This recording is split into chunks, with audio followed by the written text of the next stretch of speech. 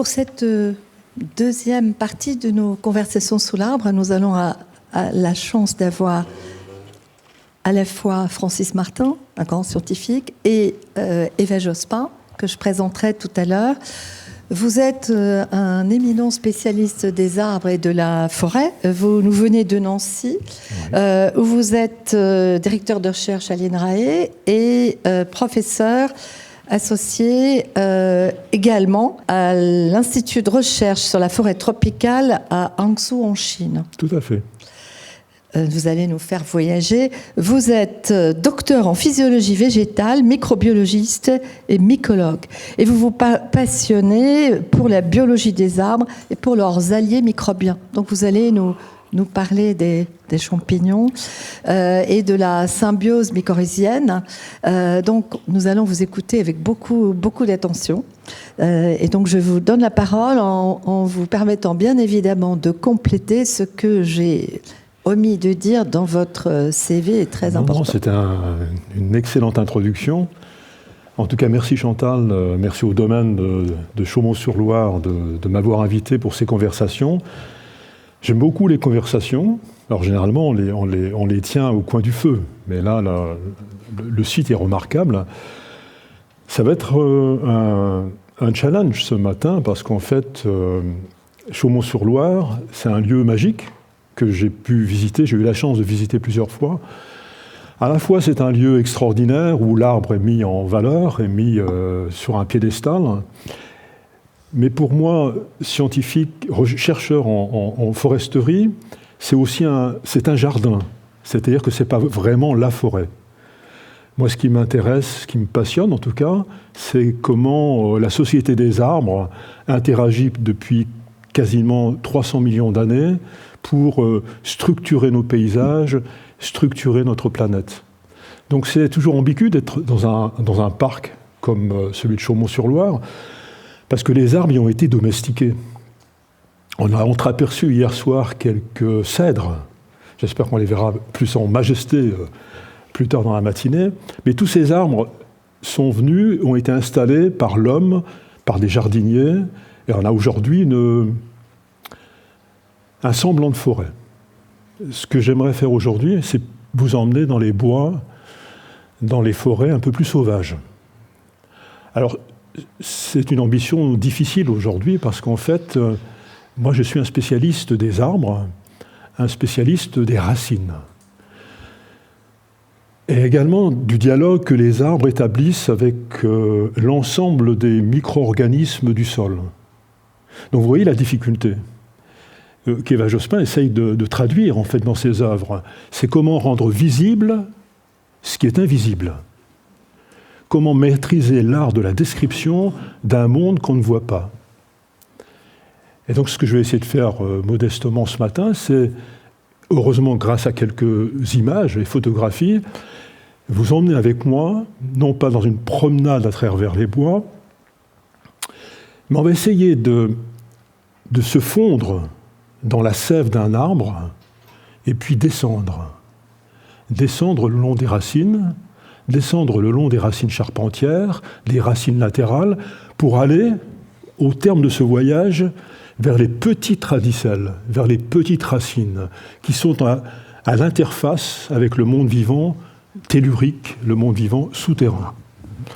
Donc encore une fois, c'est difficile en fait pour un artiste, probablement, mais aussi pour un scientifique qui a comme mission, comme aujourd'hui, de vulgariser ce domaine, ce champ scientifique. Comment faire comprendre la réalité de ce monde invisible. D'ailleurs, depuis des siècles que les scientifiques s'intéressent aux arbres, aux forêts, il a fallu attendre la fin du XIXe siècle pour qu'en fait on commence à décrire ce monde souterrain. Parce qu'en fait on n'avait pas les outils. Humboldt, Wallace, qui parcouraient le monde, ont décrit le monde qu'ils voyaient. Mais très peu ont été capables de décrire ce monde invisible, souterrain. Heureusement, aujourd'hui, on a les outils qui nous permettent de révéler, de visualiser ce monde.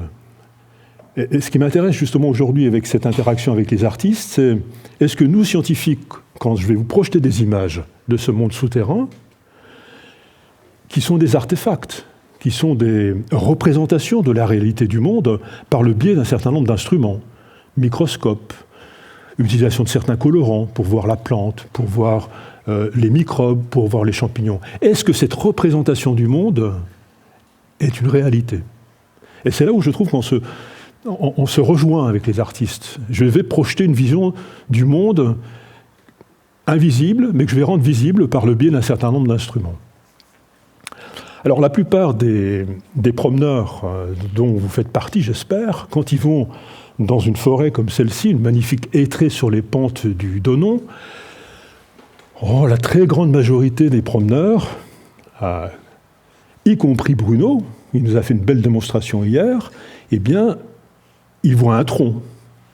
C'est ce qu'on a vu dans le premier exposé, essentiellement des arbres morts, des sculptures, comme des sculptures, des troncs. Et puis, Bruno est intervenu, il a dit « Attendez, les arbres, ce ne sont pas que des troncs morts. Il y a aussi une vie, là, à l'apex, la canopée, le houppier. Et vous avez vu, hier, Bruno, il faisait comme des incantations. Là-haut, là-haut, là-haut. » Nom d'un chien, pour moi, c'est beaucoup plus difficile aujourd'hui. Parce qu'il va falloir que, éventuellement, je m'accroupisse. Et si Marc-André Selos était là, il vous a peut-être fait la démonstration. Comme un sanglier, il faut aller voir ce qui se passe en dessous des feuilles mortes. Voir éventuellement ce qui se passe dans les feuilles mortes. Donc en fait, c'est comment accéder à tout ce monde souterrain qui, en fait, on ne s'en rend pas compte, mais dans une forêt, le système racinaire, cette masse invisible de vivants, les racines, et toutes les créatures qui vivent autour des racines, c'est la moitié de la vie dans une forêt. C'est la moitié de la masse d'êtres vivants. Et c'est invisible. Il y a une cécité botanique. On ne voit pas ce monde-là. Donc on ne le décrit pas, et donc on ne le connaît pas. Et ça pose un vrai problème aujourd'hui, parce que avec le dérèglement climatique, avec les activités humaines, partout sur la planète, vous le savez, les insectes, les plantes, les oiseaux disparaissent. Et le public se mobilise quand il entend des scientifiques parler d'une baleine bleue ou d'un panda. Mais si je vous parle de colembole, si je vous parle de Cénococcum geophyllum, ces êtres vivants, aussi importants que le panda ou la baleine bleue, sont invisibles parce qu'un nommé, non décrit. Et malheureusement, dans nos sociétés humaines, on ne protège, on ne respecte que ce que l'on éventuellement on aime, ou on a une certaine empathie, en tout cas que l'on décrit, et qui a été répertorié. Et malheureusement, les 5 millions d'espèces d'êtres vivants qui vivent dans le sol, là, sous terre, à proximité du monde des racines, eh bien, il n'est quasiment pas décrit. On a à peine inventorié, recensé 5% de ces êtres vivants, de ces créatures souterraines et telluriques. 5%. Aujourd'hui, elles disparaissent plus vite qu'on les nomme et qu'on les décrit, qu'on les inventorie, qu'on les recense. Donc il y a une urgence pour nous scientifiques de se mobiliser pour parcourir le monde, aller explorer les recoins les plus reculés de cette planète, pour vite décrire cette diversité, cette biodiversité souterraine, tellurique, ce monde du sol qu'on connaît très mal. Alors je vais aujourd'hui m'efforcer de participer de cette initiative, de cet effort, et de vous montrer à quoi ressemble ce monde souterrain. Et évidemment, je ne vais pas tout décrire, donc on va se concentrer sur 2 organismes emblématiques de ce monde souterrain, qui sont les plantes, les arbres, puisqu'ici on parle plutôt de forêt, et puis des microbes, des micro-organismes un peu étranges, qui sont à la fois du monde du microscopique et du monde du macroscopique, qu'on appelle les champignons, parce qu'une partie de leur corps est invisible, sous terre, et fort heureusement pour les mycophages, les mycologues, une partie de leur corps devient visible à l'automne. La fructification qu'on appelle le champignon. Donc ces 2 êtres, le monde des arbres et le monde des champignons, ces deux peuples représentent une proportion importante du monde souterrain et ils jouent un rôle clé dans le bon fonctionnement des écosystèmes forestiers. Alors les arbres, vous l'avez compris, ce n'est pas qu'un tronc, et ce n'est pas qu'un houppier, c'est également un système racinaire. Alors parfois le système racinaire, il est tellement puissant qu'il émerge comme ça du sol. Mais encore une fois, c'est qu'une toute petite partie, comme on dit souvent, c'est la partie immergée de l'iceberg. En réalité, le système racinaire, il est profond. Il est profond à la fois, il structure le sol, il est l'objet, il est l'architecture qui va ancrer l'arbre dans son territoire, dans le sol, et donc ce chêne a des racines puissantes, charpentières, qui vont descendre à des profondeurs considérables. On trouve parfois, ici en particulier dans cette région, on peut aller sous terre assez facilement, dans les tuffeaux, on va trouver des fois des racines à surgir du tunnel dans ces tuffeaux à 20 ou 30 mètres de profondeur. Donc ces racines sont là pour ancrer cette masse considérable que constituent le tronc et le houppier.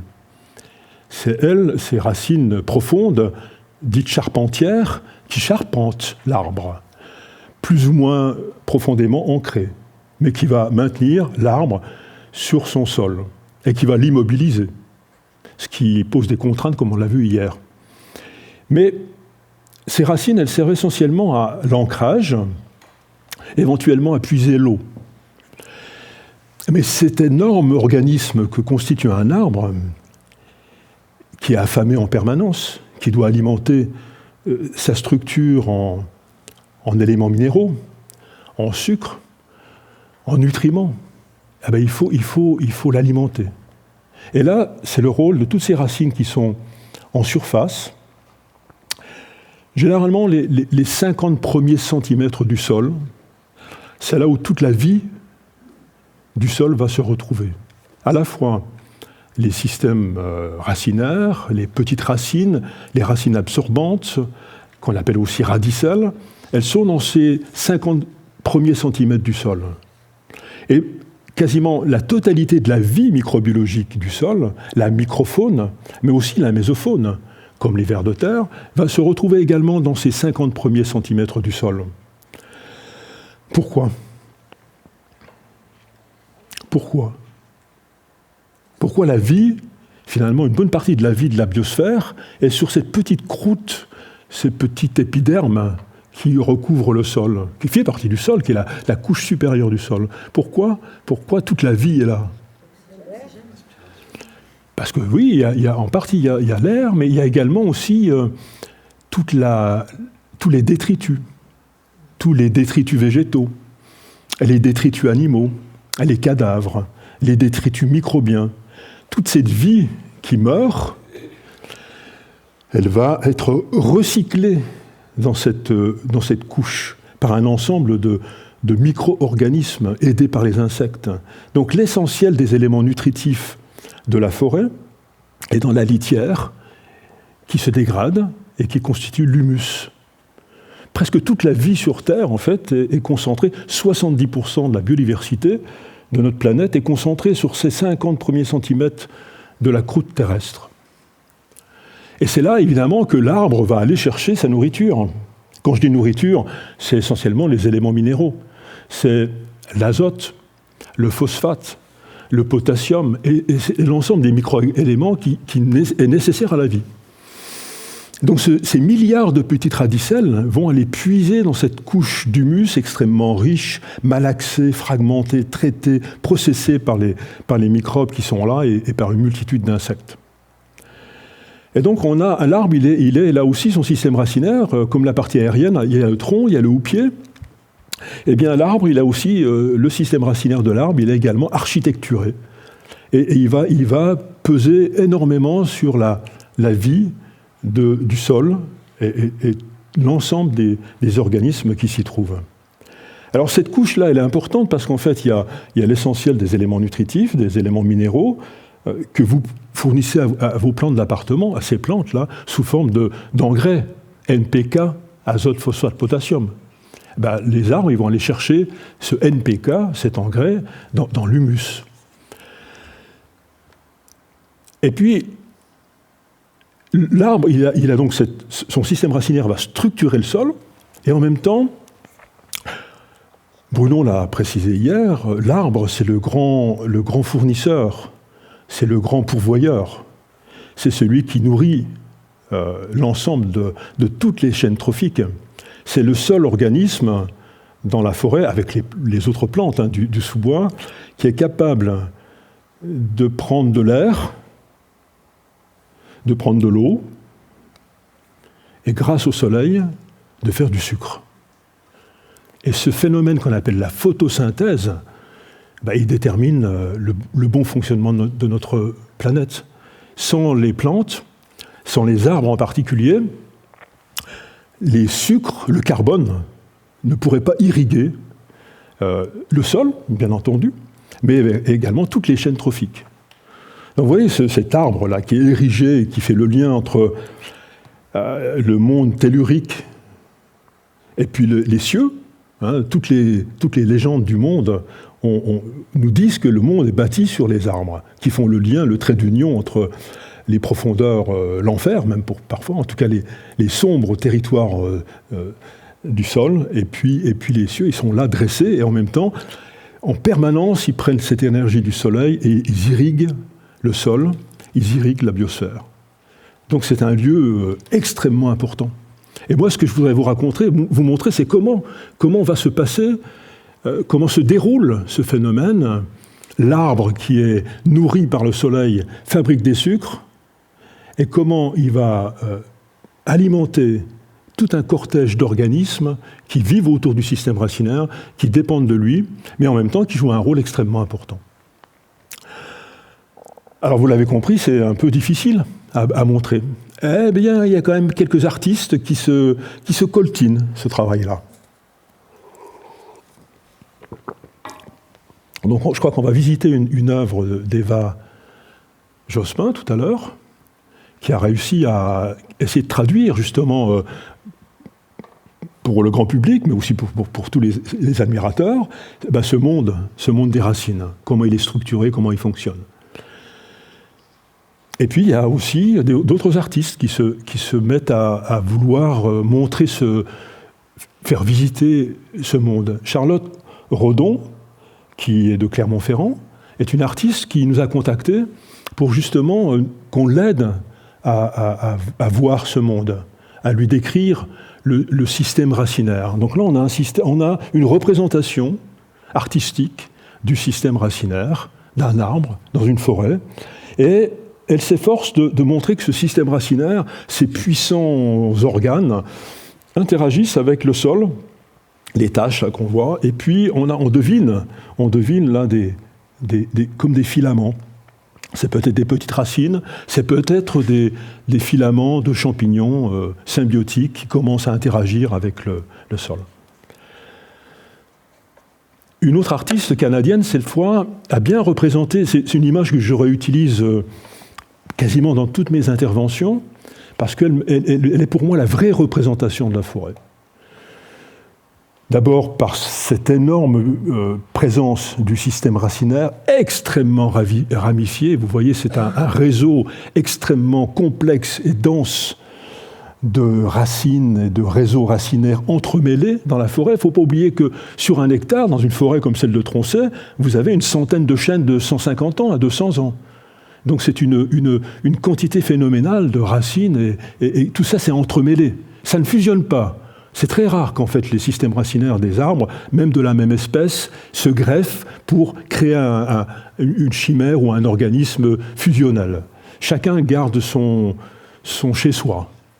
Et puis, si vous êtes observateur, j'en doute pas, qu'est-ce que vous voyez là ? Eh bien, cette artiste canadienne, elle a représenté également ce monde des champignons, ce monde qui va jouer un rôle clé dans l'interface entre l'arbre et le sol. Et puis là, ça me permet d'introduire également un concept qui me tient à cœur, c'est celui de symbiose. En fait, ces arbres-là, ces arbres qui nous intéressent tant aujourd'hui, ils ne vivent pas seuls. Ils ne sont jamais seuls. C'est-à-dire que depuis la nuit des temps, depuis que les arbres sont apparus sur notre planète, il y a probablement 300 millions d'années, ces arbres sont, depuis ce temps-là, en interaction avec le monde microbien, sont en interaction avec les micro-organismes, et en particulier un grand groupe de micro-organismes qu'on appelle les champignons, la fonge, les mycètes. Et depuis ces temps très anciens, les arbres, les plantes de façon plus générale, ne pourraient pas fonctionner, ne pourraient pas s'alimenter, ne pourraient pas se nourrir dans ce sol riche sans la présence de ces symbiotes, de ces micro-organismes symbiotiques qui ont en fait permis aux plantes de coloniser les terres émergées. On sait aujourd'hui, on a des fossiles merveilleusement conservés qui ont été trouvés dans un chert, une faille, tout près du village de Rinnie, en Écosse, où là on a eu... Ça devait ressembler à l'époque, il y a 407 millions d'années, un peu à Yellowstone. Vous voyez ces geysers qui envoient de la boue à travers l'air, etc., l'atmosphère. Eh bien, une partie de ces sédiments ont été figés, une partie de la forêt de l'époque a été figée, fossilisée. Mais le détail de ces fossiles est tel qu'on peut aujourd'hui faire des coupes des racines de ces plantes. En fait, elles n'avaient pas vraiment des racines. Bruno l'a évoqué hier, ces premières plantes, c'était plutôt comme des petites tiges d'une dizaine de centimètres, sans feuilles, elles avaient des écailles, et sans racines. Elles avaient des champignons pour les aider à absorber les éléments nutritifs. Eh bien, quand on fait des coupes de ces fossiles, de ces roches fossilisées, les détails sont tels qu'on y retrouve cette interface, cette interaction entre la racine et ces champignons. Et donc cette symbiose, elle a vraiment aidé les plantes à atterrir, aidé les plantes à émerger, à coloniser les continents. Pourquoi ? Parce que vous l'imaginez sur cette représentation artistique, eh bien, ces champignons, la partie du champignon que je vais vous décrire, souterraine, faite de filaments, un tapis, une toile, faite de filaments cotonneux, irrigue la totalité de l'humus, de la litière et du sol, absorbe les éléments nutritifs pour les amener vers le système racinaire. J'aime beaucoup ces deux grands mouvements qui vont structurer la forêt. C'est le mouvement du soleil vers la canopée, le houppier, et puis ces sucres qui sont fabriqués dans les feuilles et qui descendent vers le tronc et le système racinaire, qui participent à la construction du système racinaire, mais qui aussi vont permettre d'irriguer et d'alimenter ces milliards d'organismes qui vivent dans le sol.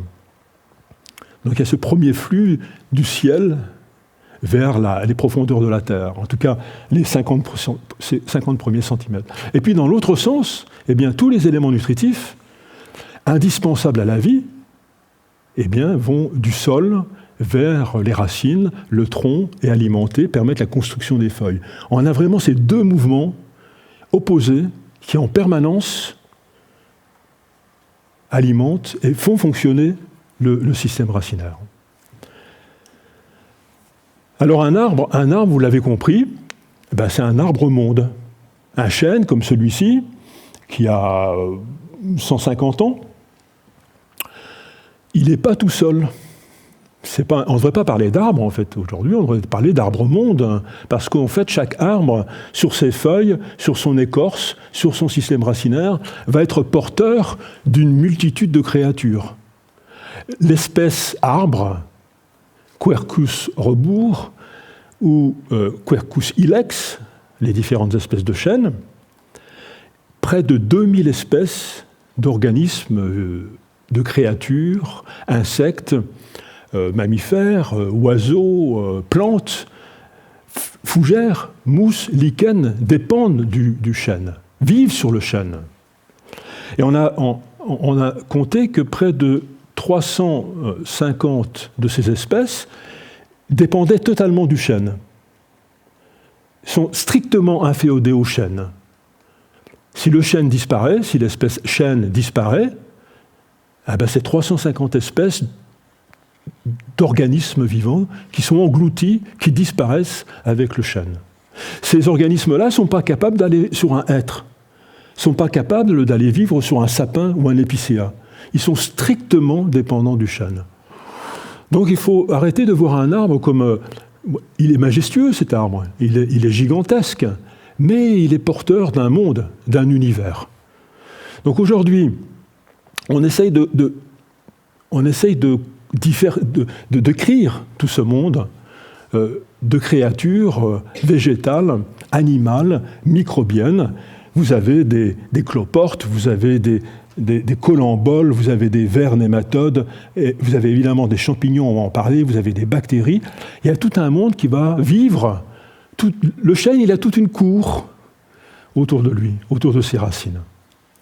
Et parmi ces organismes, il y a les microbes. Et ces microbes, ils vont à la fois vivre avec le chêne vivant, mais également avec le chêne mort. C'est-à-dire que lorsqu'un arbre meurt, ce n'est pas la fin. En fait, l'arbre mort, ça va être une formidable source de carbone. Et au cours de l'évolution, il y a une multitude d'organismes, de micro-organismes qui ont appris à consommer cet arbre mort, et le recycler. Sinon, on serait submergé de déchets végétaux, mais aussi de déchets animaux, parce qu'en fait, ces micro-organismes qui digèrent les arbres, si jamais un noble chevalier passe par là et vient à mourir, il sera recyclé de la même manière. Les microbes vont être également recyclés. Donc toute cette nécromasse végétale, microbienne, animale, est transformée, recyclée par ces organismes. Et c'est pas facile. Vous voyez ce tronc de chêne, vous distinguez sur ce tronc un certain nombre de structures là. Vous les avez déjà vues, ces champignons? On les voit très souvent sur les arbres malades, partiellement abattus. Bon, là, on l'appelle l'amadouvier. Pourquoi amadouvier? Parce qu'à l'intérieur, il y a de l'étoupe, et nos ancêtres l'utilisaient pour démarrer les feux. En fait, ce que vous avez là, c'est la fructification. C'est l'appareil sexuel d'un organisme qu'on appelle champignon et qui colonise l'intérieur de l'arbre, qui digère l'arbre, qui le découpe. Ce sont ces organismes, ces champignons décomposeurs du bois, sont les seuls êtres vivants sur la Terre capables de manger du bois. Et c'est une tâche formidable, mais c'est une tâche essentielle, parce que tout ce matériau végétal va être digéré, découpé, disséqué par un ensemble de ciseaux moléculaires qui vont restituer du sucre.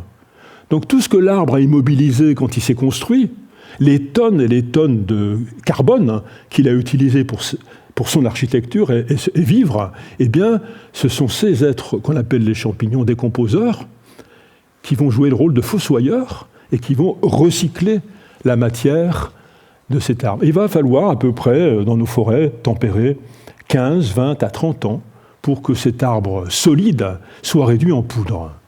Alors je vous encourage, lors de votre prochaine sortie en forêt, de repérer un arbre mort, bien moussu, bien couvert de champignons, et vous verrez que très souvent, vous pouvez passer le doigt sur ce qui était extrêmement solide, vous pouvez en arracher des lambeaux, vous pouvez le traverser.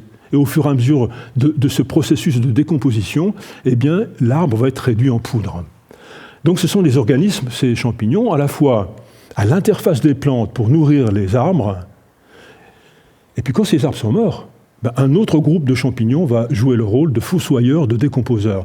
Donc ce monde, ce peuple des champignons, avec ces deux grandes catégories, il y en a d'autres, mais on n'a pas trop le temps d'en parler aujourd'hui, mais ces deux grandes catégories, les symbiotiques, qui se nourrissent de l'arbre et qui vivent avec l'arbre, qui dialoguent avec l'arbre, et les décomposeurs qui vont recycler. Ce qui fait qu'aujourd'hui, les chercheurs qui travaillent sur les forêts, ils ne s'intéressent pas simplement à décrire ce monde de la forêt. On ne s'intéresse pas simplement aux arbres qui sont là, aux écosystèmes forestiers, même si, bien entendu, on est nombreux à essayer de comprendre, de décrypter comment ils fonctionnent, comment ils vivent, comment ils respirent, comment ils photosynthétisent, comment ils se tiennent debout, comme on l'a vu hier, même si c'est en oscillant. eh bien, on s'intéresse aussi à tout ce monde qui est en interface, en interaction avec les arbres. Qu'il s'agisse de champignons, qu'il s'agisse de bactéries, et puis les différentes structures que ces organismes vont faire, fabriquer, mettre en place avec les arbres. Donc la recherche aujourd'hui, c'est vraiment à la fois décrire cette incroyable diversité, c'est aussi essayer de comprendre les interactions, les processus qui gèrent, qui règlent, qui coordonnent ces interactions, et puis, si possible, c'est modéliser tous ces phénomènes complexes. Pourquoi ? Parce qu'aujourd'hui, les gestionnaires forestiers, face au dérèglement climatique, ils sont dans une profonde angoisse et ils s'interrogent « Quel arbre dois-je planter aujourd'hui pour que mes petits-enfants aient encore des forêts ?» Le changement climatique est tellement rapide qu'il n'est pas improbable que le chêne, que le hêtre disparaissent de nos forêts et soient remplacés par d'autres espèces. Comment essayer de prédire ces phénomènes ? Comment essayer de modéliser, grâce aux données qu'on récolte aujourd'hui, comment pouvoir se projeter dans le futur pour essayer de proposer des scénarios aux gestionnaires forestiers et leur dire écoute, aujourd'hui, si tu veux récolter des arbres dans 150 ans, il vaudrait mieux planter un chêne de Provence qu'un chêne pédonculé. Donc cette recherche, elle est directement branchée sur... elle répond à cette grande question sociétale qui est « Que devient notre monde ? Que vont devenir nos forêts ?» On est tous mobilisés aujourd'hui dans nos laboratoires pour répondre à cette question-là. On a laissé tomber quasiment toutes les autres interrogations. On est totalement mobilisés sur que vont devenir nos forêts dans le futur et comment nous, scientifiques, pouvons-nous aider la société à trouver des solutions, des scénarios pour qu'il y ait encore des forêts dans 50 ou dans 100 ans. Alors, ces sacrés champignons, petit être des campagnes, traduction du latin. Champignons, pour la grande majorité des personnes qui viennent m'écouter, champignons, c'est soit le champignon de Paris, s'ils sont parisiens, je caricature un peu, je vous l'accorde, soit ils viennent d'une région où il y a encore cette tradition profondément ancrée d'aller récolter les champignons. Aujourd'hui, il ne se passe pas un week-end, quand je vais en forêt, sans que je tombe sur un papy, comme moi, ou un plus jeune, papa, qui emmène ses enfants, pas chasser les Pokémon, non, aller récolter les champignons. Il y a un côté chasse au trésor qui continue à fasciner les enfants. Mais ce que vous allez récolter en forêt, cette structure qui, depuis très longtemps, en fait, préoccupe les humains, qui a été utilisée par les humains pour tisser des liens avec les dieux, parce qu'ils sont bourrés de petites molécules hallucinogènes, eh bien, en fait, ce qu'on appelle le champignon, et on voilà trois que j'aime particulièrement, Loïc aussi, ce plaisir qu'on peut avoir quand on trouve au fin fond d'une forêt un cep, un petit pin très gros, un comme ça, avec son pied bien renflé, et vous glissez vos doigts juste en dessous là, où c'est un petit peu arrondi. Vous touchez le sol et vous soulevez doucement, ça craque, et là vous avez une petite créature magique. Le cep de Bordeaux, Boletus edulis. Vous avez des truffes, c'est plus difficile à les repérer. Il faut avoir un nez très pointu ou avoir un chien. Et puis évidemment, la girole, la jaunotte, je ne sais pas comment vous l'appelez ici, au centre de la France. La girole. Chez nous, dans les Vosges, Loïc, c'est plutôt la jaunotte. Et qui tente à disparaître d'ailleurs. Alors, ces organes, ces structures, en fait, ne le dites pas à vos enfants, mais ce sont des sexes.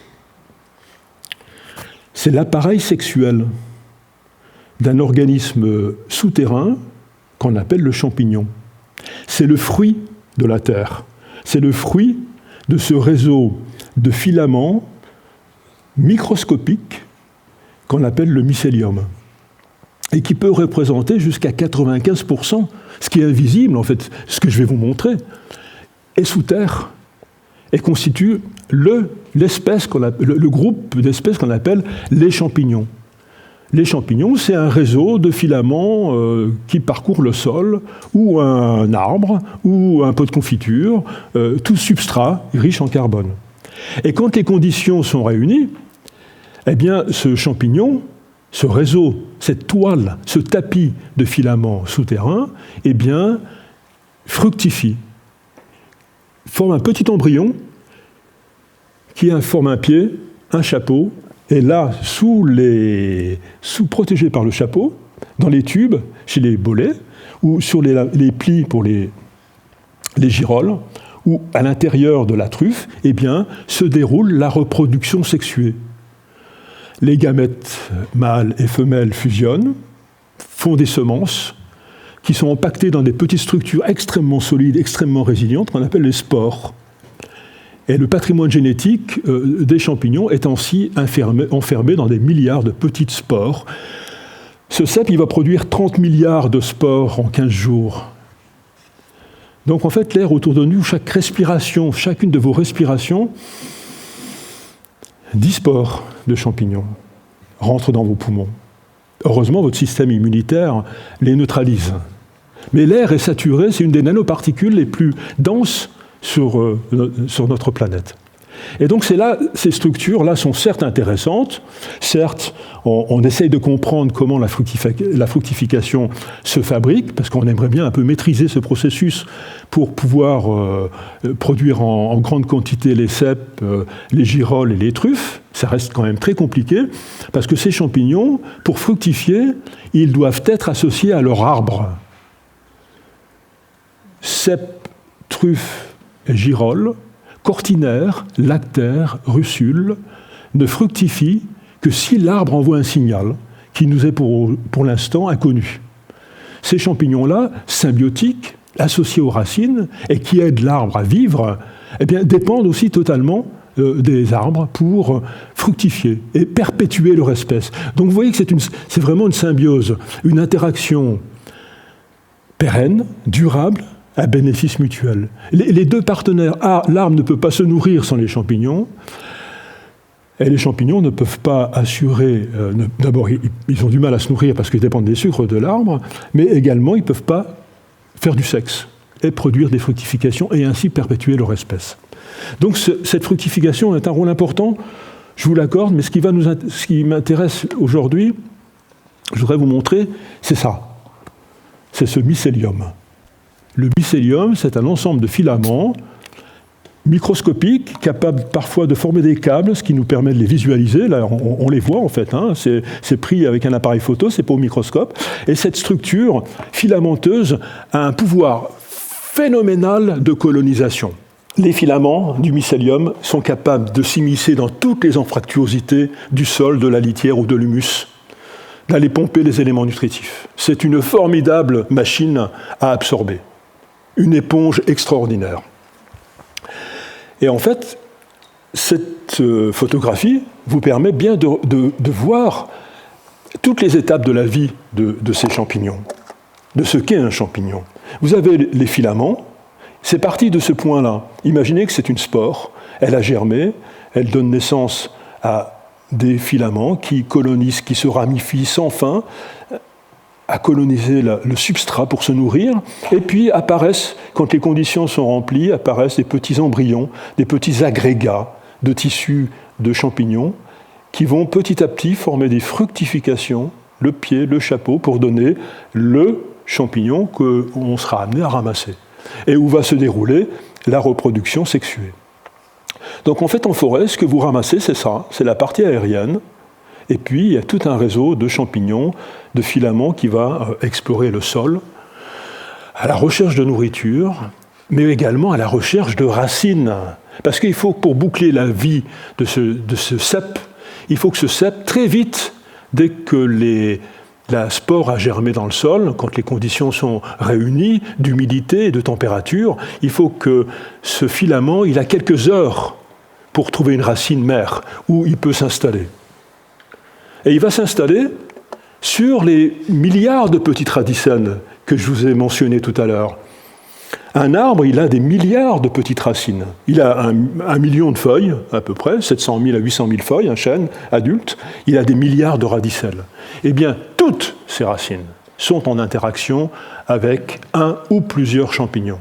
Un chêne adulte, il est en interaction permanente avec 100, 200, 300 espèces de champignons, russules, lactaires, cortinaires, bolets, et j'en cite très bien d'autres. Chacune des racines va interagir avec un champignon. Et la présence du champignon sur le système racinaire va transformer la racine.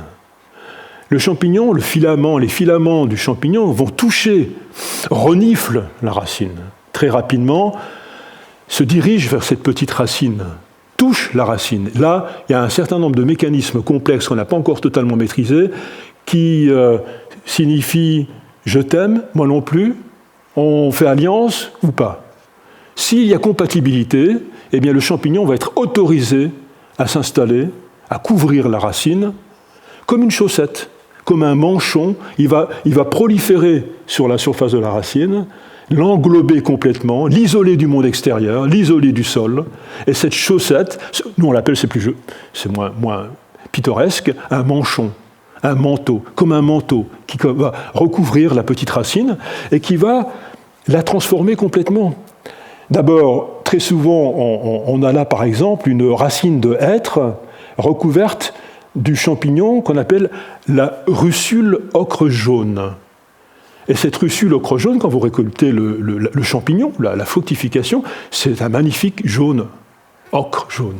Eh bien, vous voyez que les tissus du champignon qui colonisent la racine, lui donne sa couleur, mais également transforme la racine. Ce champignon libère des molécules qui stimulent la formation des petites racines, multipliant ainsi les têtes de pont sur lesquelles le champignon peut s'installer. Et là, vous avez une structure extrêmement intime qui va refléter l'immense variation des formes et des couleurs des champignons. Là, vous avez un lactaire délicieux. Est-ce que vous les mangez ici, les lactaires délicieux? Dans les Vosges, ils ne sont pas terribles. Vous avez un magnifique champignon qu'on appelle le laccaire couleur d'améthyste. Et vous voyez que la racine, transformée par le champignon, prend la couleur améthyste. Donc vous avez ainsi, en Europe, près de 10 000 de ces espèces de champignons qui peuplent nos forêts, capables de former une symbiose avec les arbres.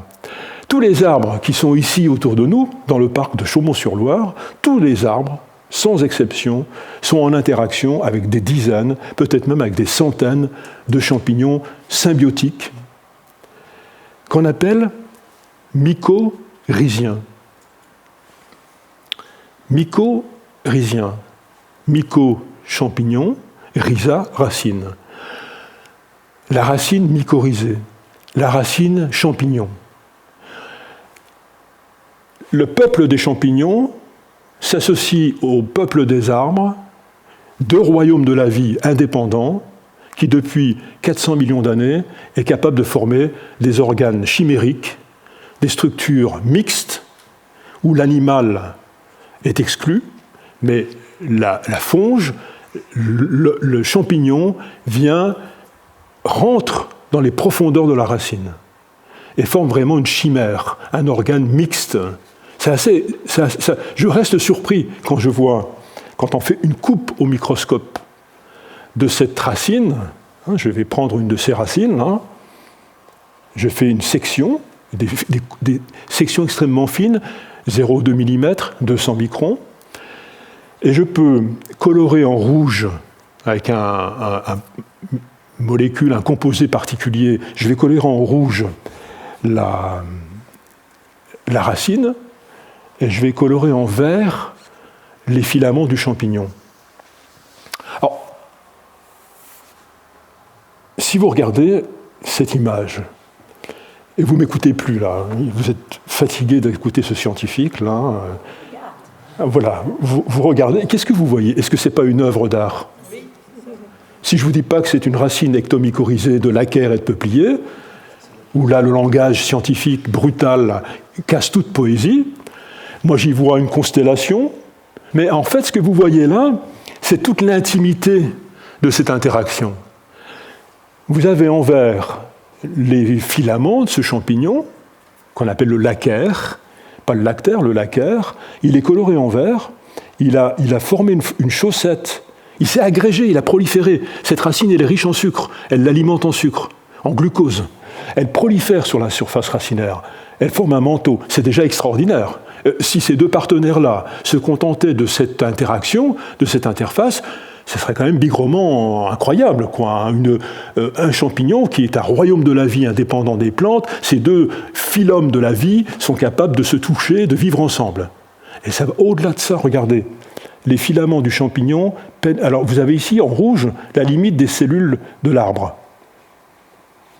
Eh bien, les filaments du champignon forment un réseau à l'intérieur de la racine, pénètrent à l'intérieur de la racine et pénètrent très profondément, quasiment jusqu'au ce qu'on appelle le cylindre central où se trouvent les vaisseaux conducteurs qui irriguent de sève la racine, au cœur là.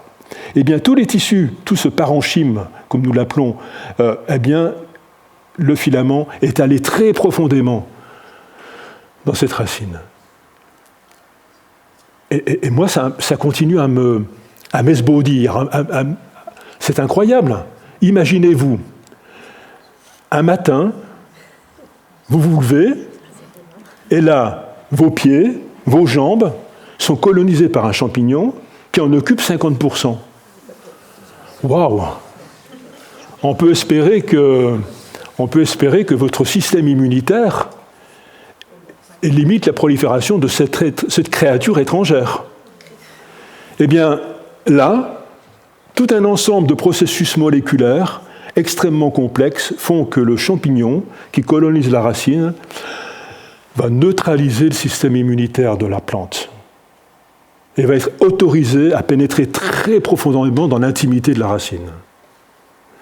Pour établir cette interface extrêmement puissante, où les éléments nutritifs du sol et de l'humus, par tonnes, vont migrer à travers le réseau de champignons souterrains jusqu'à la racine transformée, la mycorhize, et déversée dans les cellules de l'arbre, et en particulier dans les vaisseaux conducteurs du cylindre central, cette masse d'azote, de phosphate, de potassium, de microéléments et d'eau indispensable à la nourriture et à la vie de ces êtres gigantesques que sont les arbres.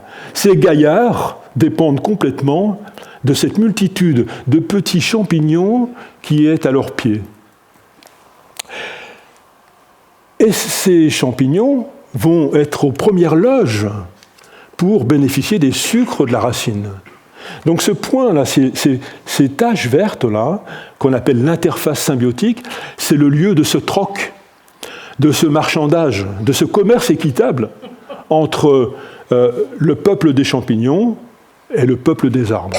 C'est là où un marché biologique se déroule en permanence dans toutes les racines de l'arbre, dans le milliard de racines du chêne ou du cèdre.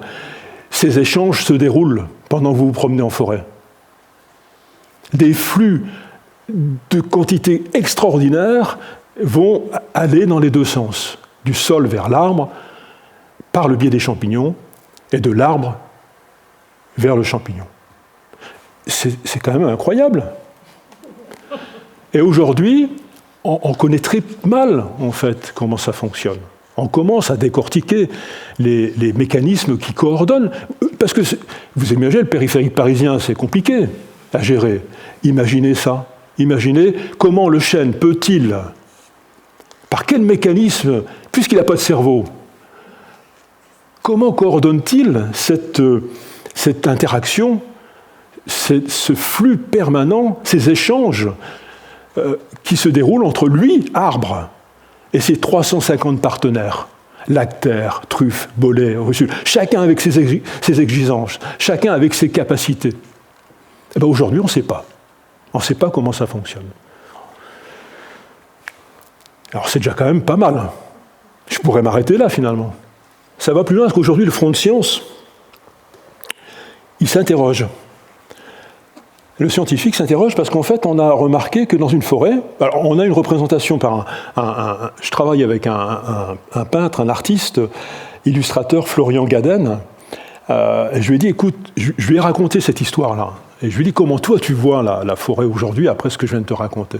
Et là, ce qu'il propose, alors, on a un chêne vert, on a un chêne pédonculé, on a une pervenche, on a différents champignons, vous reconnaissez la manite tumouche, vous reconnaissez un bolet, ici le laccaire couleur d'améthyste. Chacun, donc, a son réseau de racines pour les plantes, une orchidée albinos, ici, ça ferait plaisir à Marc-André Solos.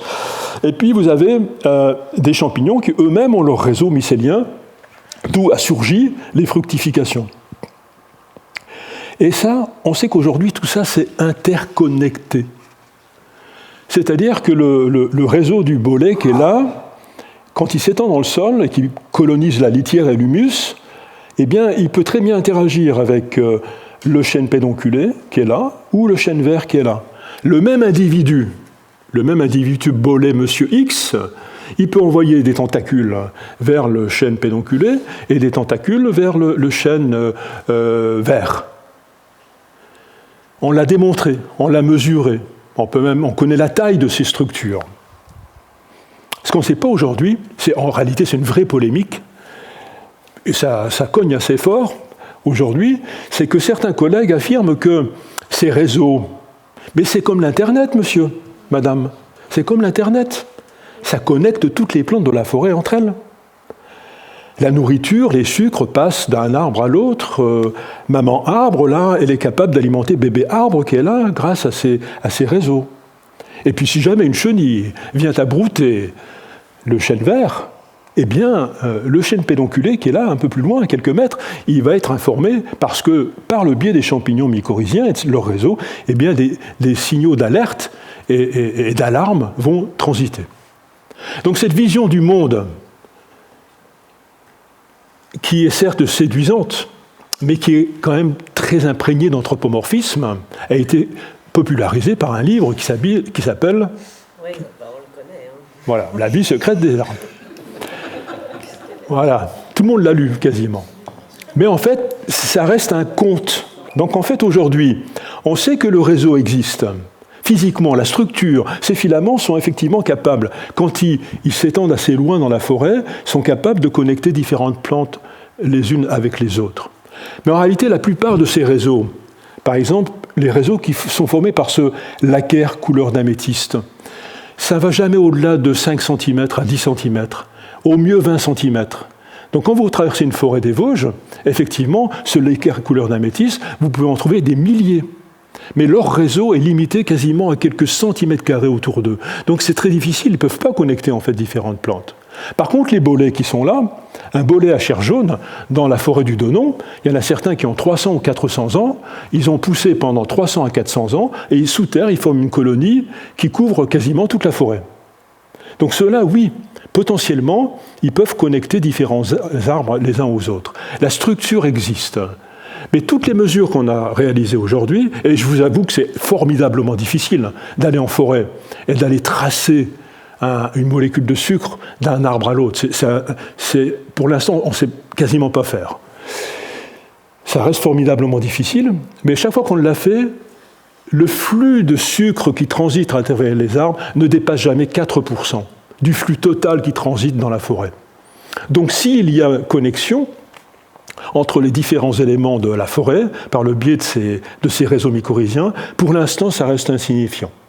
Alors, comme ça castagne pas mal dans le monde scientifique, parce qu'il y en a qui restent quand même assez fermement d'accord avec Peter Wohlleben, mais si ces réseaux-là existent, et eux, ils structurent la forêt, j'ai même entendu hier, d'une oreille distraite, que cette légende que Francis Allais propage trop souvent à mon goût, des koudous, des gazelles, qui vont dans le parc Kruger brouter une feuille d'acacia, et tout d'un coup, tous les acacias du parc se chargent en tanins, en molécules toxiques, pour flinguer les antilopes, c'est une légende urbaine, enfin une légende botanique en tout cas. Aujourd'hui, il n'y a aucune preuve, il n'y a même aucun article scientifique digne de ce nom, et reviewé par les pairs, qui permettent d'affirmer que des molécules d'alerte et de danger puissent circuler à travers la forêt.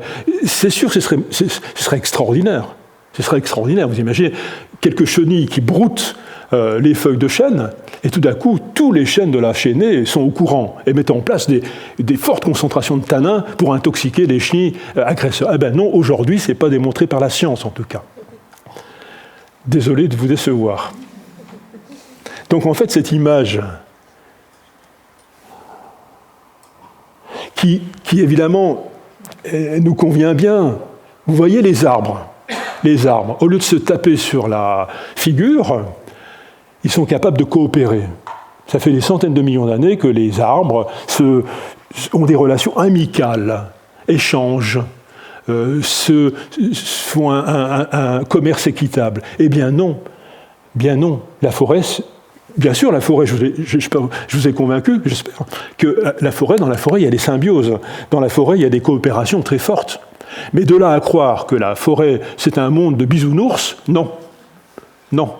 La forêt, c'est un territoire de conflit, et un chêne, quand il produit des glands, toute sa progéniture qui va au printemps pousser au pied de ce chêne, et ça peut représenter des milliers, voire des dizaines de milliers de jeunes plantules, elles vont toutes mourir, parce que l'arbre mère ne leur donnera jamais de lumière. Il faut que l'arbre mère meure pour que ces jeunes plantules accèdent à la lumière. Bruno l'a bien précisé hier, les arbres, s'ils s'érigent vers le ciel, c'est pour capter l'énergie solaire, pour en faire des sucres. Et quel serait l'intérêt d'un chêne d'alimenter toutes ces progénitures qui vont devenir des compétiteurs? Donc aujourd'hui, non, malheureusement, pour certains, c'est pas le sol des forêts n'est pas un Internet. N'empêche que reste qu'il nous faut protéger ces forêts, parce qu'aujourd'hui, d'abord je dois conclure, là je pense que j'arrive au terme de mon exposé, mais je voulais quand même rappeler quelques mots-clés. Qu'est-ce qui nous amène tous ici aujourd'hui, c'est qu'on aime les arbres, mais peut-être plus que les arbres, c'est la forêt, c'est-à-dire la société des arbres, le peuple des arbres, parce que c'est dans nos sociétés occidentales quasiment le seul lieu qui nous reste où il y a une grande naturalité. C'est le lieu où, en France métropolitaine en tout cas, 70% de la vie se trouve. C'est l'endroit où il y a la plus grande biodiversité. Pour moi, scientifique, c'est un lieu, un champ de science extraordinaire parce qu'il y a toutes ces interactions qu'il nous faut comprendre. Comment elles fonctionnent, comment elles sont coordonnées, quels sont les signaux, quelles sont les molécules qui sont échangées, qui vont coordonner cette société des arbres. Et puis il ne faut pas l'oublier, c'est aussi une ressource, c'est-à-dire que c'est vrai qu'elle est aujourd'hui, la forêt, l'objet de multiples injonctions, parfois contradictoires. Chaque fois qu'on fait une conférence avec Bruno, on va avoir dans la salle, en gros, 3 parties. Les grands défenseurs des arbres qui sont prêts à mourir enchaînés au moindre platane ou à un beau chêne. Et puis il y a le malheureux forestier ou la forestière qui a hérité d'une forêt patrimoniale et qu'elle a envie de gérer ou qu'il a envie de gérer correctement, de façon écologique. Puis après, il y a toute une proportion de l'audience qui ne sait pas trop de quel côté aller. Mais ça reste une ressource, c'est-à-dire qu'aujourd'hui, la forêt française est relativement bien gérée, en tout cas les forêts publiques, parce qu'on a besoin de bois. Moi, j'aime bien toucher un meuble en bois, j'aime bien marcher sur un parquet de chêne, donc il faut quand même bien découper ces arbres-là. Même si ce sont des êtres d'une extraordinaire beauté, même si ce sont des altérités qu'on comprend mal, moi j'ai envie de continuer à essayer de comprendre leur langage. En tout cas, malgré toutes ces injonctions contradictoires, ça reste un bien commun. Donc on a intérêt à les protéger. Et des lieux comme ici, Chaumont-sur-Loire, c'est un lieu où il y a plusieurs centaines de milliers de visiteurs chaque année. Et donc où le visiteur, on lui apprend, on lui montre une nature, certes domestiquée, mais qui va lui faire réaliser la complexité et la beauté de ce monde. En plus, il y a des artistes qui viennent apporter leur vision et qui permettent parfois de jouer le rôle de médium entre la nature et le grand public. Et puis, mince, alors c'est quand même un endroit d'une magnifique... c'est beau. Esthétiquement, c'est beau. Et je comprends que les artistes veuillent décrire ces forêts.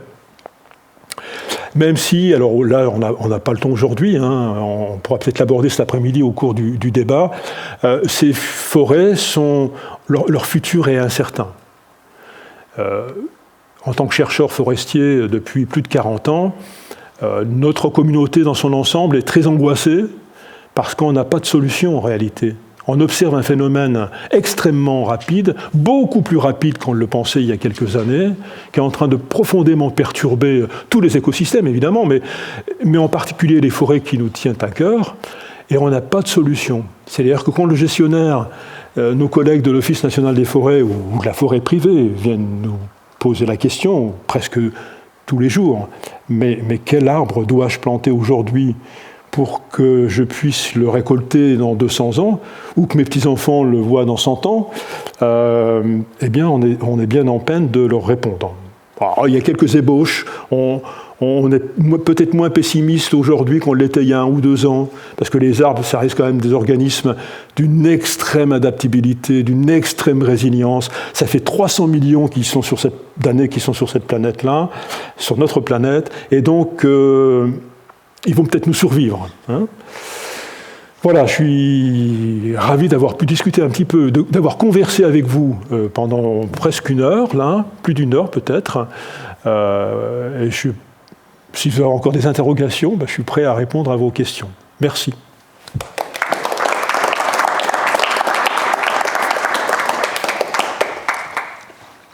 Oui, merci. Vous avez parlé de reproduction sexuée, mais je croyais moi que les champignons avaient d'autres modes de reproduction que la reproduction sexuée. Oui. 1. Et puis 2, lorsqu'il y a plusieurs champignons qui sortent, est-ce qu'ils ont le même ADN ? Alors, deux questions. Est-ce que les champignons ont d'autres capacités de reproduction que la reproduction sexuée ? La réponse est oui. Et en fait, on observe là aussi alors, vous avez compris que le monde des champignons, c'est 5 millions d'espèces. On en a nommé 140 000. Sur ces 140 000, il y en a en gros 6 000 qui sont ce qu'on appelle les gros champignons, les macromycètes, ceux qu'on trouve en forêt, qu'on peut voir, qui forment des fructifications. Mais la très grande majorité des champignons, la levure de boulanger, la levure de bière, ne forment pas de fructification. Les moisissures qui sont sur votre confiture forment des fructifications, mais un peu verdâtres, difficiles à visualiser. Donc ces champignons soit privilégient la reproduction sexuée. Donc par exemple le laquaire couleur d'améthyste, que je vous ai montré, alors lui c'est un frénétique du sexe. Sur un carré de 10 sur 10, vous allez trouver 5000 individus différents. 5000 individus génétiquement différents. Si vous revenez l'année suivante, les 2/3 de ces individus ont disparu et ont été remplacés par d'autres individus. Donc là, on sait que ce sont leurs descendants, et puis qui se croisent avec des gènes qui viennent de l'extérieur. Donc une formidable reproduction sexuée, ce champignon-là privilégie le sexe. Et du coup, chaque année, il forme des toutes petites structures, quasiment l'individu, le réseau mycélien, il est presque limité en fait à la fructification. À l'opposé, les bolets, dont le bolet à chair jaune, lui, il peut très bien se passer de sexe pendant des années, et il va croître chaque année d'à peu près 50 cm à 75 cm. Cette colonie qui a démarré par une seule spore croît de façon concentrique dans le sol, dans l'humus, colonise les racines les unes après les autres. Et on a trouvé un individu au pied du Donon qui a 300 à 400 ans et qui fait quasiment 1 hectare. Et puis on a vraiment d'autres champignons comme l'armillaire, qui est un champignon pathogène, parasite des arbres, qui colonise une forêt de l'Oregon. Cet individu a probablement 2500 ans, il est cité dans tous les livres, justement, grand public, plus gros qu'une baleine bleue, un être gigantesque. Ça fait 2500 ans qu'il pousse. Alors, il continue à faire des fructifications chaque année. Mais peu importe, il ne l'utilise pas beaucoup, mais c'est cet énorme mycélium qui croît dans le sol et qui est quasiment immortel. Donc les champignons sont immortels en réalité. Ces filaments peuvent pousser pour l'éternité, tant qu'il n'y ait pas un incendie ou un animal qui vient les brouter. Donc voilà, et aujourd'hui, je suis incapable de vous répondre.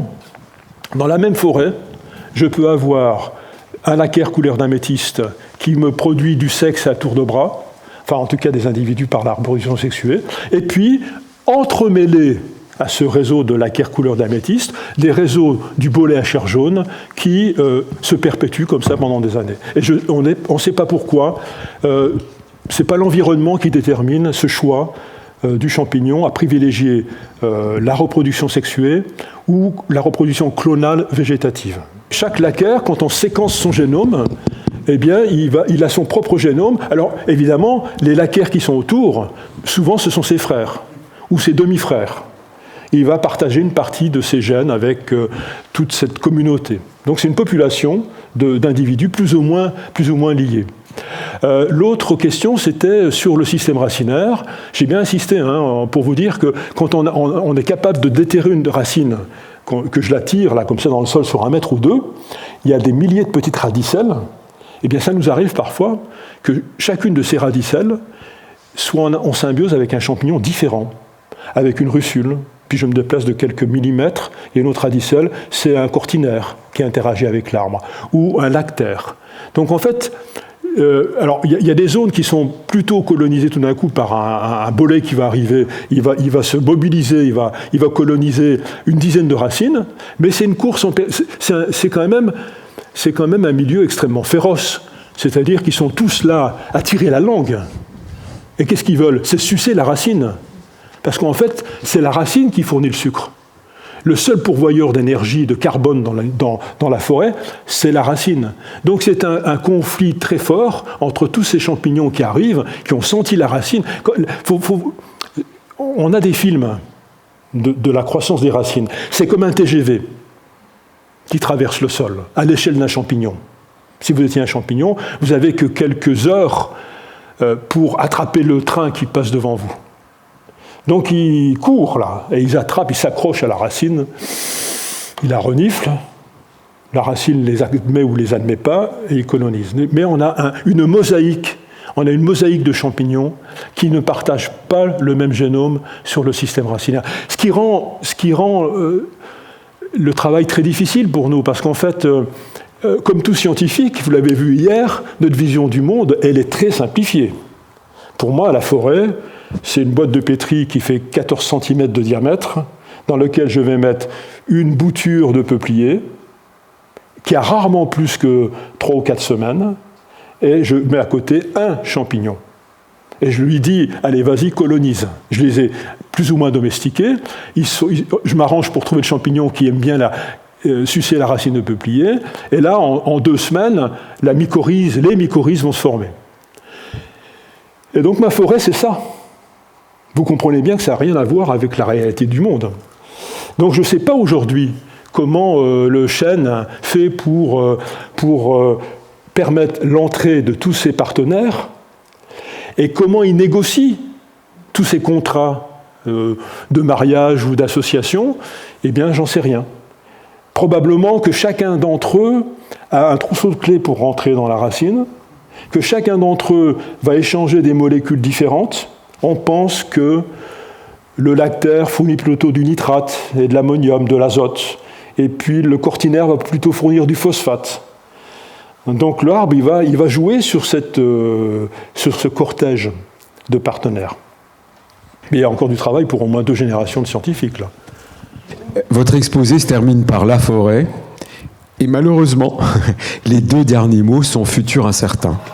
Ça veut dire, est-ce que vous pensez qu'on est en train de se balader dans des paysages qui vont disparaître inéluctablement et que dans quelques générations, quand on voudra se raconter « tu t'es baladé là », on ne parlera pas du même paysage. Dans 2 siècles, ceux qui iront voir des expos de tableaux peints aujourd'hui diront « Ah, t'as vu comment c'était, il y avait des chênes, etc. Mais nous, maintenant, on a des séquoias ». Est-ce que inéluctablement, les paysages dans lesquels on vit et dont on a besoin, selon vous, ils vont changer? Alors, on n'a pas la réponse. Merci.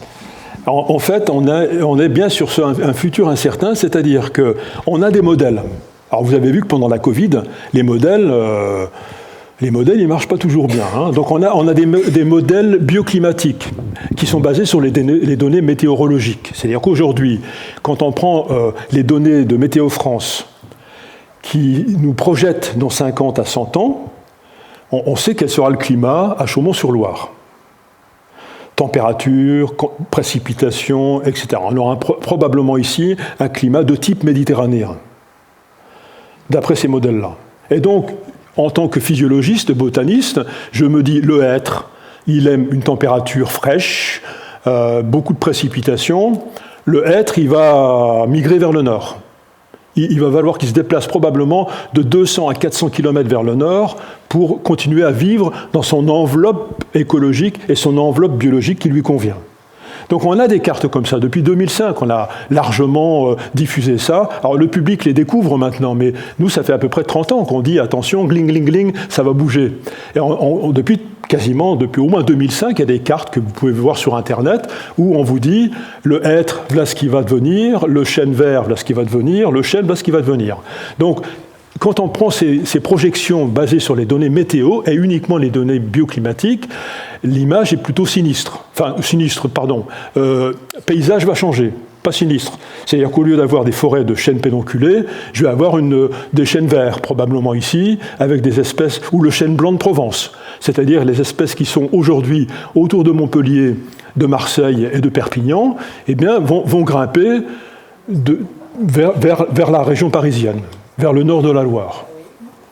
Et puis les espèces du Grand Est et du nord de la France, si les sociétés humaines leur permettent, vont migrer vers le nord. Ou grimper dans les montagnes. On voit bien dans les Pyrénées, dans les Alpes, toutes ces espèces-là, en 20 ans, ont grimpé de 200 mètres.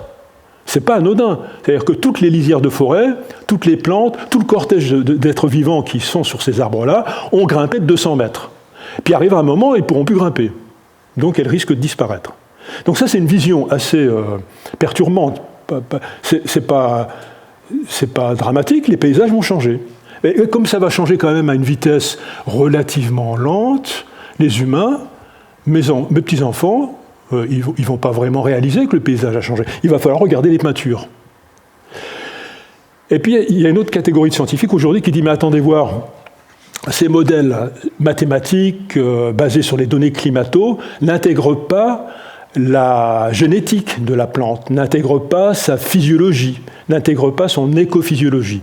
Donc là, on commence à avoir un discours un petit peu moins pessimiste. C'est-à-dire que nos collègues, par exemple Antoine Kremer, collègue de l'INRAE de Bordeaux, le plus grand spécialiste français des chênes, étudie les chênes depuis 50 ans, et il est capable de faire de l'écologie historique, c'est-à-dire qu'il remonte le temps.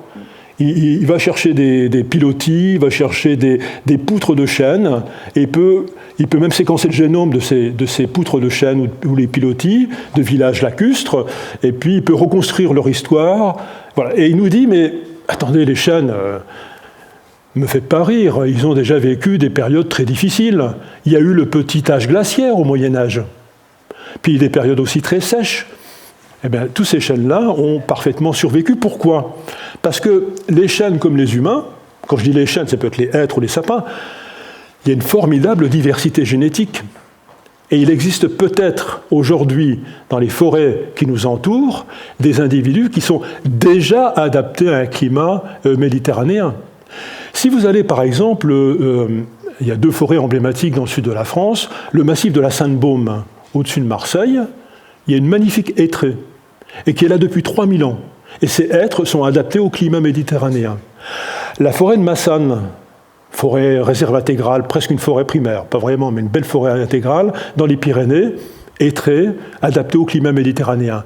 Donc c'est la démonstration que dans les espèces que l'on connaît aujourd'hui, il y a déjà des individus qui sont adaptés à ce climat, que l'on va connaître, enfin que mes petits-enfants vont connaître dans ces régions. Donc on a aujourd'hui ces 2 visions qui ne sont pas contradictoires. Il y en a une qui est plutôt pessimiste, qui dit les paysages vont considérablement changer, et vous allez trouver la garrigue aux portes de Paris. Et puis vous avez une vision plus optimiste, qui dit, mais attendez, les arbres, ils sont là, ils étaient là avant vous, ils seront là après vous, et ils vont s'adapter. Moi, ça marche, oui. Je voulais juste... Attends, juste pour rebondir sur ce que tu disais, on peut même augmenter le spectre, en fait, c'est-à-dire que une des choses que Francis disais, c'est que on sait que les espèces ont du mal à suivre, c'est-à-dire par la manière dont elles se déplacent. Hein, c'est pas les chaînes qui bougent, hein, c'est les glands qui vont se déplacer ou la reproduction qui va faire qu'il y en a qui vont pousser à certains endroits et les autres vont mourir. Donc c'est l'ensemble de la population qui se déplace. Elle a du mal à suivre la vitesse de changement climatique. La vitesse quand vous regardez par exemple les isothermes, les endroits où il va y avoir telle température et telle pluviométrie, etc., et que vous regardez à quelle vitesse ça se déplace soit sur le territoire en longitude, soit en altitude, ça va trop vite. Et donc il y avait une vision encore plus pessimiste qui était que celle qu'on va arriver de nouveau à des paysages qui sont en équilibre, en fait. Hein, c'est une vision un peu climatique qu'on a là. Et on se dit, ouais, on va arriver à nouveau des paysages en équilibre. Et en fait, c'était peut-être possible que ça n'y arrive pas. Donc en fait, qu'on ait des moments, des transitoires au moins, dans lesquels c'est vraiment moche, pour dire simplement. Donc ça, c'est l'extrême pessimiste. Et pour le parti optimiste, où effectivement on est en train de découvrir ou de chercher les mécanismes, donc il y a effectivement ce que disait Francis, qui est cette diversité génétique qui est sous-estimée pour l'instant, et qu'on n'a pas si bien regardé que ça, en fait, de ce point de vue-là. Voilà. Et il y a aussi la plasticité, c'est-à-dire la capacité de certains arbres, qui sont quand même des organismes complexes, qui sont capables de quand même résister, même moins beaux selon nos critères, mais d'être encore là. Et donc les deux fronts, c'est-à-dire plasticité et variabilité génétique, nous interrogent, et on essaye de maintenant regarder dans beaucoup de laboratoires, de nôtres par exemple, ce qu'il en est. Et donc on a un champ finalement très incertain. Moi je rejoins cette position-là sur cette question-là. Mais n'empêche qu'il ne faut pas la sous-estimer pour autant. C'est pas pour autant qu'il faut se dire, bon, puisque c'est incertain, on s'en fiche un peu. Mais ce n'est pas le cas. En tout cas, tous les arbres qui ont été mal plantés, ou plantés par les forestiers au mauvais endroit, par exemple les épicéas en plaine, eux, ils sont condamnés. C'est-à-dire que si le forestier a mal travaillé, si l'arbre n'a pas été planté dans l'optimum écologique, à ce moment-là, ces forêts-là vont disparaître. Donc les dépérissements forestiers qu'on observe aujourd'hui, qui peuvent être massifs dans certaines vallées du Jura ou des Vosges ou des Alpes, où des fois c'est 15 ou 20% de la sapinière qui va disparaître, c'est probablement, pas toujours, mais probablement, ces arbres n'auraient pas dû être mis là. Moi, j'avais une question sur... donc on parle de ce futur, on parle des arbres, oui. Mais les champignons, ils changent aussi? Alors, oui, ils disparaissent aussi? Bien sûr. Et comment ils survivent? Parce que c'est la survie de l'arbre est liée Absolument. à la survie, enfin à la présence des champignons. Question très tout à fait pertinente. En fait, on a regardé le mouvement des champignons, en particulier les champignons symbiotiques, mais également les champignons décomposeurs, et on s'aperçoit, en fait, ils suivent leurs partenaires. Donc dans les Alpes, dans les montagnes du monde, quand les arbres, la lisière des forêts, les arbres ont grimpé de 200 mètres, eh bien tous les coins à champignons, tous vos coins à champignons ont grimpé de 200 mètres. Donc il y a tout ce cortège. Encore une fois, l'arbre, il n'est pas seul, il est avec son cortège de créatures, et donc il migre avec. Donc on voit apparaître, par exemple, dans le Grand Est, on voit apparaître l'amanite des Césars, l'oronge, qui est un champignon incroyablement délicieux, mais qui est thermophile, qui aime la chaleur, et qu'on ne trouve pas dans le Grand Est normalement. Oui ? C'était juste une question, c'est qu'on n'a jamais parlé, on n'a pas parlé, on l'a envisagé des sols, au niveau des sols. Avec les changements climatiques, on parle du climat, des températures, de la quantité d'eau, mais les sols, ils ne vont pas changer. Un sol où il pousse des chênes verts en garrigue, est-ce qu'il retrouvera le même sol ? Et s'il retrouve le même environnement climatique, mais pas forcément le même sol. Et si on doit replanter, est-ce que on pense à l'idée qu'il faut replanter non seulement dans les mêmes conditions climatiques, mais dans des mêmes conditions de sol, puisque les apports phosphate, potassium, azote sont forcément dans le cycle complet de l'alimentation de l'arbre, et il y en a une certaine quantité dans les sols. Oui. Et c'est cette origine-là, cette quantité-là, est-ce qu'on la maîtrise bien ? En fait, ils vont changer avec les forêts. C'est-à-dire qu'en fait, le sol, j'ai voulu vous montrer... Si on réimplante avant qu'il y ait le cycle forestier, je veux dire, l'humus existe dans un cycle qui est permanent depuis de très longues années. Est-ce qu'on pourrait recréer, avec un nouveau climat, un sol qui serait adapté à la plante qui arriverait dans cette nouvel espace terrestre ? Oui, si je comprends bien votre point de discussion, c'est si par exemple le forestier de l'ONF va chercher des chênes blancs de Provence, parce qu'adaptés au climat méditerranéen, s'il va les planter dans les Vosges, est-ce que le chêne va trouver un sol qui lui convient, mais surtout un cortège microbiologique de partenaires symbiotiques qui lui convient? C'est toute la grande question, et c'est pour ça qu'on essaie de convaincre nos collègues forestiers que l'arbre, il doit pas être... Il y a un programme qu'on appelle la migration assistée aujourd'hui qui est en train de se développer, où l'Office national des forêts prend des espèces du Sud, voire des pays, Turquie, Algérie, etc., et plante ces arbres dans les forêts du Grand Est. Aujourd'hui, ils ne se préoccupent pas du microbiote. Donc on leur dit, mais attendez, l'arbre, il doit venir avec sa valise. Dans sa valise, il doit emporter son microbiote. Parce qu'à ce moment-là, par exemple, le cèdre de l'Atlas, il y a un tricolome, un champignon, qu'on appelle le tricolome du cèdre. Et qu'on trouve quand on se promène dans les forêts de l'Atlas. Et qu'on ne trouve pas toujours, je ne suis pas sûr qu'on le trouve ici sous les cèdres de Chaumont, parce que les cèdres n'ont pas été apportés avec le sol. Donc il faut prendre la plante, et en même temps, il faut que le pépiniériste il laisse une motte de terre qui contient le sol local avec le microbiote, et il l'emmène avec lui. Donc ça, on s'efforce de convaincre nos collègues de l'ONF d'agir ainsi. Moi, c'est pas tout à fait une question. Là, je vous écoutais, c'était passionnant. Et puis, il y a ce moment où on dit, oui, si les forêts disparaissent, on regardera peut-être les tableaux, etc. Mais évidemment, l'art n'a rien à voir avec ça. C'est ce que j'ai essayé d'expliquer hier. Alors, le sujet n'est plus l'arbre qui serait représenté.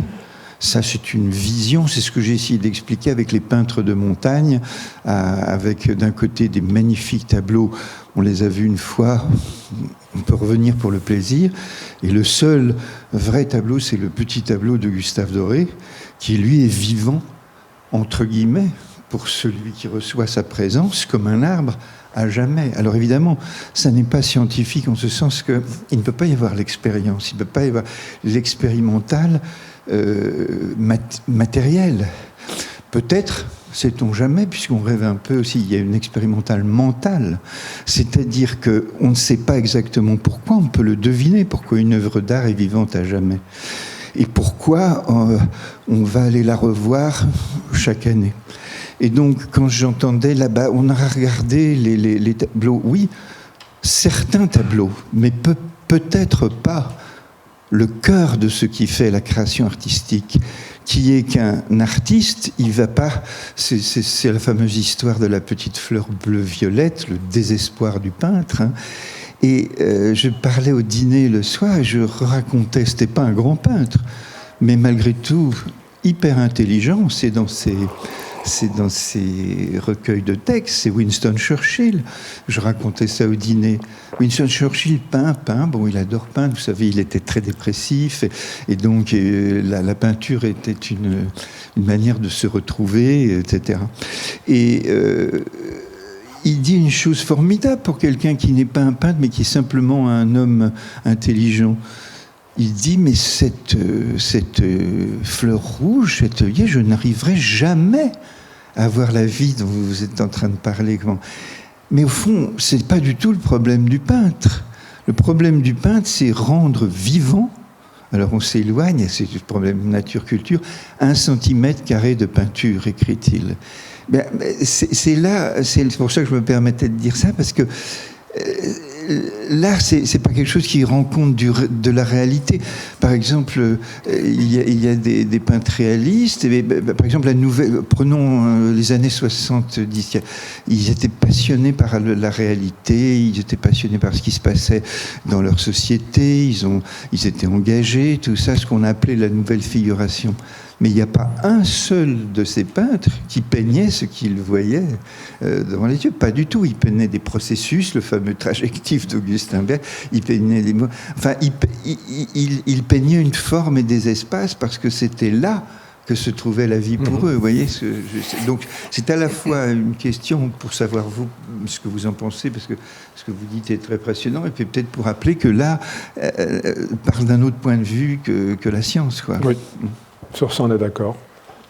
Moi, j'avais une question par rapport à la notion de symbiose, parce que vous avez parlé beaucoup de symbiose entre du coup un arbre ou une plante et des champignons, le mycélium. Mais est-ce qu'il y a des symbioses, par exemple, entre plusieurs champignons, entre les micro-organismes? Enfin, j'imagine que l'univers est plus compliqué qu'un arbre avec un mycélium qui peut-être en connecte 2-3 autres, mais globalement très peu. Est-ce qu'il y a différents mycéliums qui communiquent entre eux ou pas? Oui, en fait, évidemment, la projection que je vous fais là, elle est très simplifiée. On a vraiment comme un système de poupée russe, c'est-à-dire que l'arbre dépend des champignons symbiotiques mycorhiziens, mais sur ces champignons symbiotiques mycorhiziens, sur ces réseaux de filaments qui parcourent le sol, il y a tout un cortège de bactéries, par exemple, qui va vivre sur la surface de ces filaments. En fait, les filaments, ils sont couverts d'une mince pellicule d'eau. Et en fait, on observe les bactéries qui commutent, qui se promènent le long de ces autoroutes souterraines et qui permet aux bactéries de rejoindre différentes régions du territoire que représente le sol. Donc, et certaines de ces bactéries vont interagir avec la plante pour fixer l'azote de l'air. Donc, oui, c'est des réseaux multiples.